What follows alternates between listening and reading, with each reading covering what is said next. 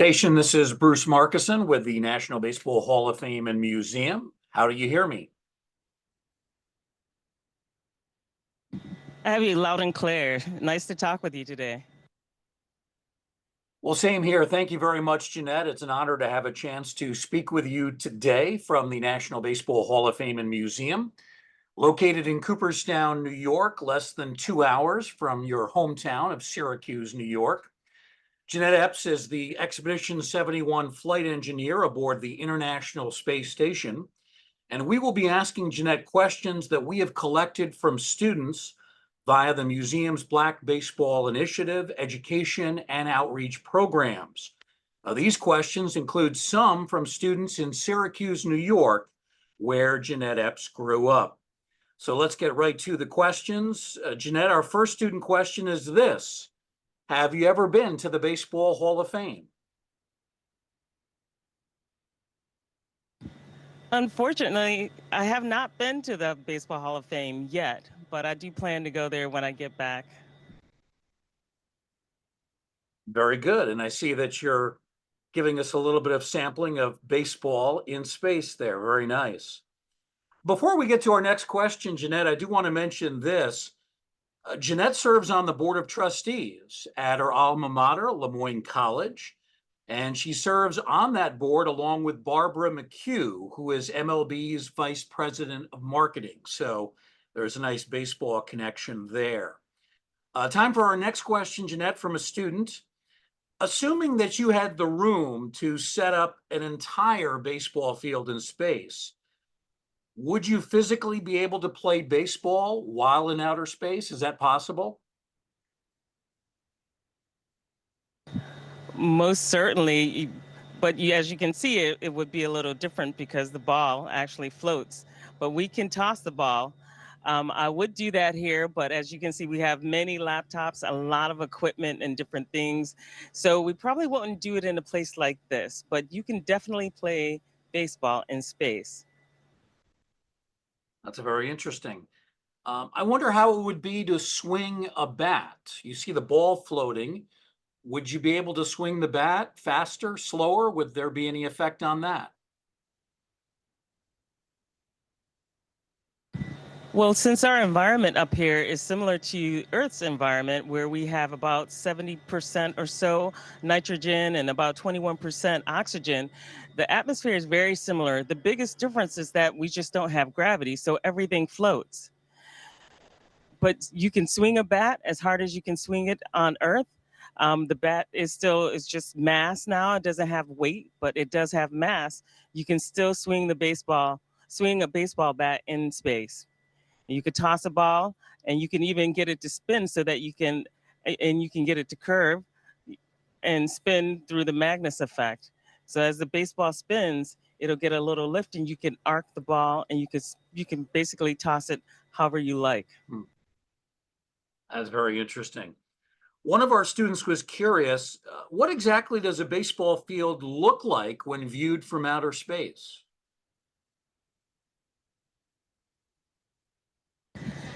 Well, it's actually hard to see it. We're about 260 miles above the Earth's surface. We can see a lot of things. We have to use special cameras, though, to see things like a baseball field. We have to zoom in very far to take a look at those baseball fields, but we can see a lot of terrain features like rivers. We can see the Himalayas from here.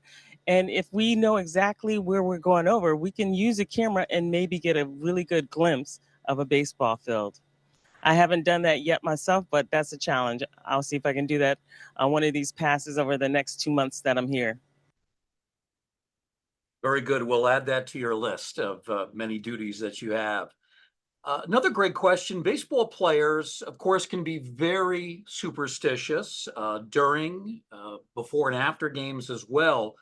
During your time in space, have you and your fellow astronauts ever participated in any rituals, superstitions, customs for the purpose of either bonding or trying to prevent bad luck, as baseball players might do?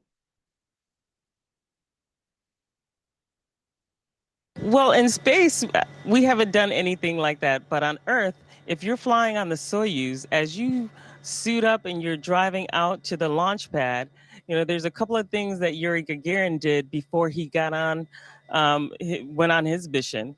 Like, for example, he stopped and he took his last bathroom break on the tire of the vehicle and then took off. So a lot of people do that, and cosmonauts and astronauts do that, just as a good luck thing, because Yuri Gagarin did it as well. So there's a few things and traditions that we still follow to this day, like going to Red Square after we finished our exams, signing a particular book in a museum as well in Moscow if you're flying on the Soyuz. In the United States, we kind of don't have similar traditions like that, but over in Russia, we had a lot of traditions if you're flying on the Soyuz. Very interesting. Another question from a student, and all of these really have a baseball theme tied into them. So this student wanted to know, when a baseball player steps into the box for the first time, there are, of course, 1,000 feelings flowing through their body. But what about for an astronaut such as yourself? When you first blasted off into space, very first time, how were you feeling? And what was going through your mind at the time? That is a great question. I love that a student asked that. Well, for me, I was the skeptic right up until the moment that I felt the rocket underneath me, and then the excitement um, is indescribable. But I will tell you that the four of us in that vehicle, we all kind of yelled a little bit as if we were on an amusement park ride, and it was exhilarating. It was an amazing ride to get here to the space station. And then once we arrived here, to see the Earth from 260 miles above the Earth's surface is just phenomenal. So, it's the same feeling probably that a baseball pitcher, as he steps up to the mound the first time and he's doing something new for the first time. It's just exciting. It's amazing. It's exhilarating. I mean, there's so many emotions that go through your brain. I was a skeptic up until that moment. It wasn't real until we took off. And, finally to get here was amazing. And at that time, did you feel just a little bit nervous? I was definitely nervous. I kind of think that if you're not a little nervous, you're not human. Especially when you're doing something that you've never done before. There's always a little bit of nervousness. I think that's normal for every human being, unless you're not human. And so, of course, I was very nervous, not knowing what to expect exactly, kind of familiar with what I should see and what I should feel. But even then, you just don't know how you're going to respond or react to actually lifting up off the surface of the earth, your home, and going to a place where you're kind of untethered from that place for 6 months. So it was exciting. And yeah, of course, I was nervous. I would have been a little more than slightly nervous in that situation. Let's put it that way. Another baseball question. When a closer comes, Well, when you train, you wouldn't be nervous. that's true. That's true. Here's an interesting analogy from one of the students. When a closer comes into a game, ninth inning, he or she has to be calm, cool, collected in the face of intense pressure, especially if it's a one-run game. When you face adversity on one of your missions, how do you try to stay cool and calm and collected throughout?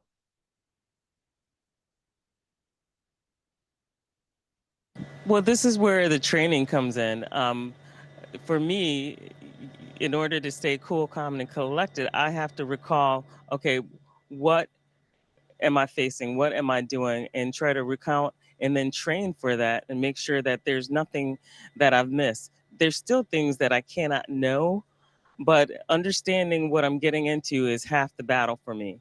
But also, if there's any kind of adversity that does come up, taking a step back, not being reactive, but being more proactive.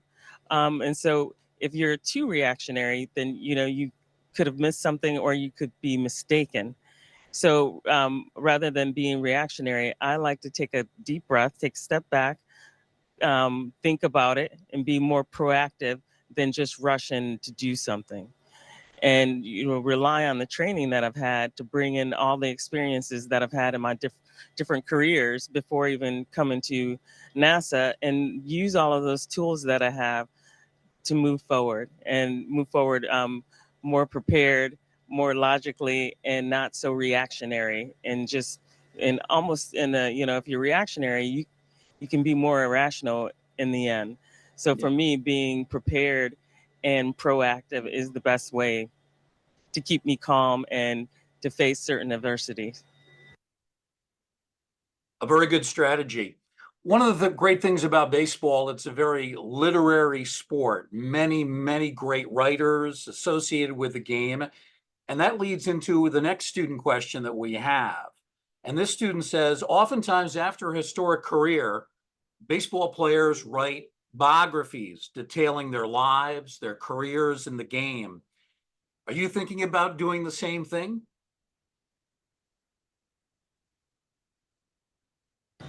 Well, I'm not as certain that my life is as historical as some of these guys who write these books.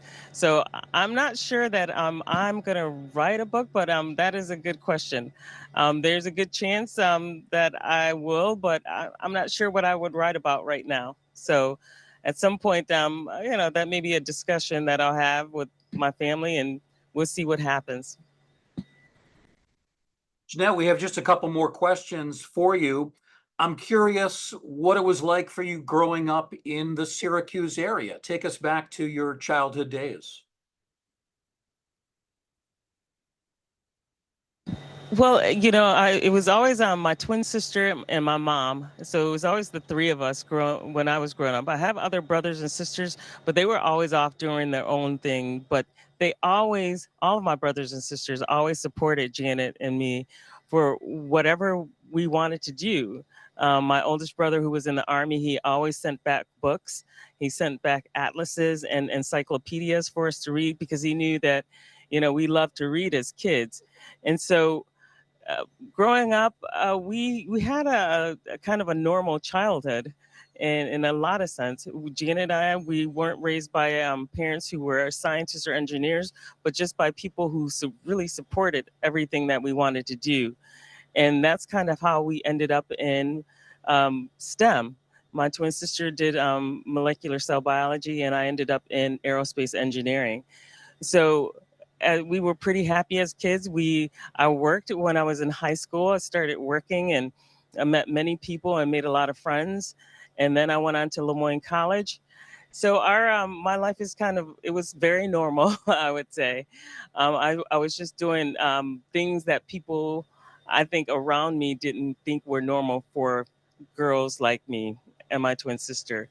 So maybe that's part of the story too. Jeanette, while you were growing up, did you have any astronaut heroes that you admired, followed their careers? Or if not astronauts, maybe people in the general science area that you admired? Oh, there were plenty of people that I admired. Well, it's interesting because my oldest brother, he was the one who recommended that I go to school for aerospace or maybe even become an astronaut. I never dreamed that they would pick me to be an astronaut because this is the year that they selected several women to become astronauts, and that class included Sally Ride. Mm. So all of those ladies, I commended them, and I thought they were doing amazing things when I was a little girl, but I never dreamed that I'd get selected. So it was people who were doing things like that, watching Carl Sagan on public television, even growing up, and a lot of public television. These people who were in science doing major things were the people who were my heroes. And my twin sister and I, we also watched a lot of science fiction, like Doctor Who and things like that. So there were things like that that really influenced us. Well, that's very interesting. You're a fan of Doctor Who. I know a lot of people who love that show.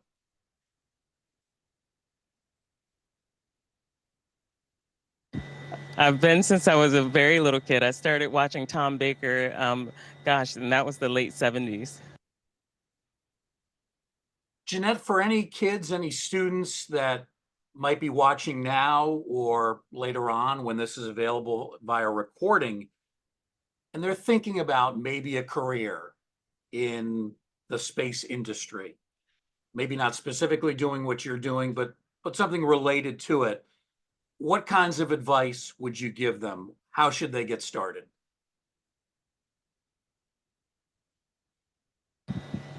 Well, it's interesting because, students ask that question all the time. And I say, just start wherever you are and start doing things and completing them and making sure that you're on track for the dream that you have.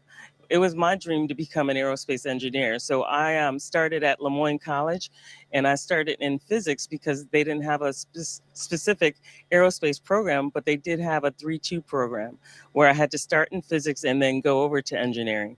And I just started working one day at a time and you just keep going forward.